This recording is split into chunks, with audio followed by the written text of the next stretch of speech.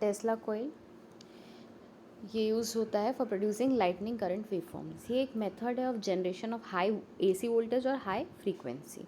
High frequency high voltage कहाँ required होता है? रेक्टिफायर्स में, डीसी पावर सप्लाईज के लिए, और टेस्टिंग में इलेक्ट्रिकल एपरेटस की फॉर स्विचिंग सर्जेस। तो high frequency high voltage damped oscillations चाहिए रहते हैं, जो कि हाई वोल्टेज और हाई फ्रीक्वेंसी ट्रांसफार्मर्स प्रोवाइड करते हैं। अब ये जो ट्रांसफार्मर हैं इनके कुछ एडवांटेजेस हैं हाई फ्रीक्वेंसी ट्रांसफार्मर्स के। APSU, absence of iron core in transformer, hence saving in cost and size. Iron core नहीं होता है, उसकी वजह से सेव होती है कॉस्ट और साइज। साइन वेव मिलता है, प्योर साइन वेव आउटपुट। और क्या है, स्लोली वोल्टेज बिल्डअप होता है कुछ साइकिल्स में, इसलिए कोई डैमेज नहीं होता due to switching surges. And last point, uniform distribution होता है वोल्टेज का वाइंडिंग कॉइल्स में due to sub division of coil stack into number of units. जो कॉइल स्टैक रहता है वो नंबर ऑफ यूनिट्स में डिवाइडेड रहता है। सबसे ज़्यादा commonly used high frequency resonant transformer है टेस्ला कॉइल, जो कि डबली ट्यून रेजोनेंट सर्किट है, इसलिए ये एग्जाम पॉइंट ऑफ व्यू से भी इम्पॉर्टेंट है।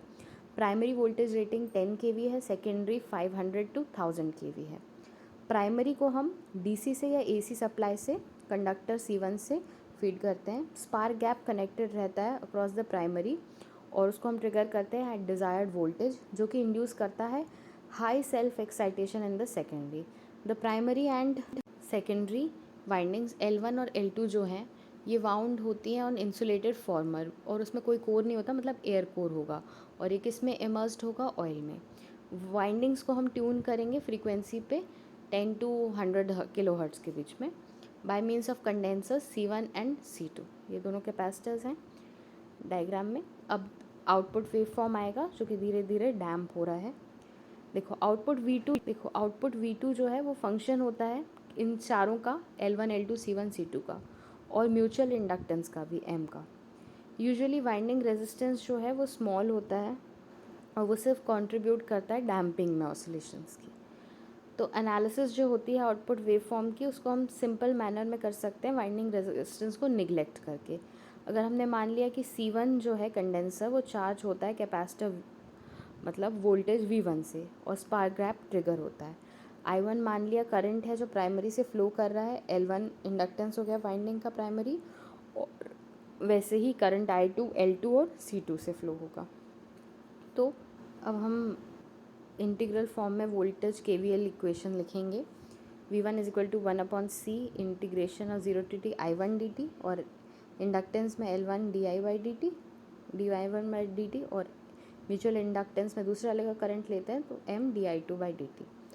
और सेकेंडरी में वोल्टेज ज़ीरो हो जाएगा, तो उसकी भी इक्वेशन हो जाएगी 1/C2 0 to t I2 dt plus L2 di2/dt और M di1/dt। अब लाप्लास ट्रांसफॉर्म लेंगे तो V1 का V1/S हो जाएगा, L1 का L1S हो जाएगा, इंटीग्रल होगा तो अपॉन में S आएगा तो 1/C1S हो जाएगा I1, और M di2/dt का M SI2 हो जाएगा। सिमिलरली हम सेकेंड इक्वेशन का भी लाप्लास ले लेंगे, ठीक है। I1 I2 स्मॉल वाले कैपिटल बन गए लाप्लास ट्रांसफॉर्म से। अब output voltage across C2 condenser क्या हो जाएगा? V2 is equal to 1/C2 0 to t I/dt।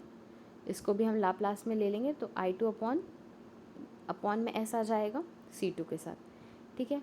V2 S is the Laplace transform of V2।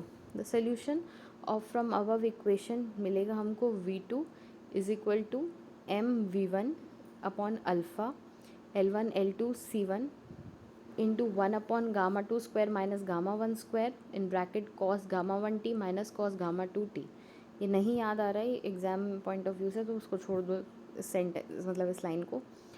फिर sigma square is equal to 1 minus M square L1 L2 हो जाएगा 1 minus K square. K क्या है? Coefficient of coupling है between L1 and L2।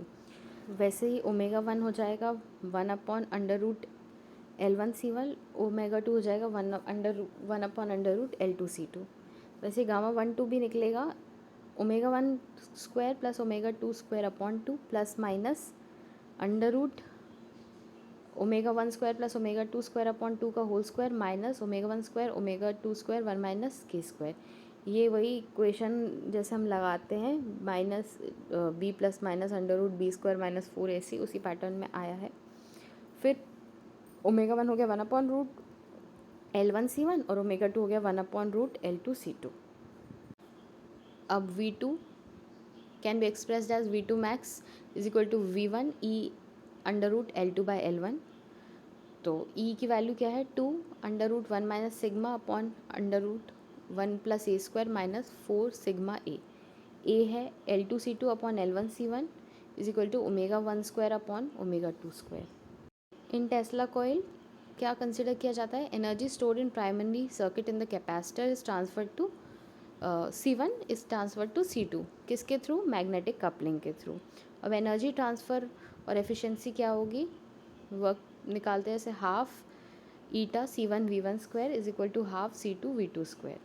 इससे होगा V2 is equal to V1 under root eta C1 upon C2। ये equations important हैं। If the coefficient of coupling K is very large, oscillations कम होंगे, and for large values of winding resistance and के, wave form क्या हो जाएगा? Unidirectional impulse बन जाएगा।